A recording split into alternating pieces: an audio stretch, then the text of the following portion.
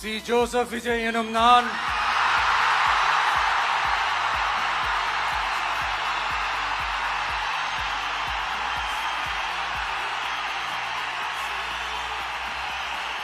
சட்டப்படி அமைக்கப்பெற்ற இந்திய அரசியல் அமைப்பின்பால் உண்மையான நம்பிக்கையும் மாறா பற்றும் கொண்டிருப்பேன் என்றும் இந்திய நாட்டின் ஒப்பில்லாத முழு முதல் ஆட்சியையும் ஒருமையையும் நிலை நிறுத்துவேன் என்றும் தமிழ்நாட்டு அரசின் முதலமைச்சராக உண்மையாகவும் உளச்சான்றின்படியும் என் கடமைகளை நிறைவேற்றுவேன் என்றும்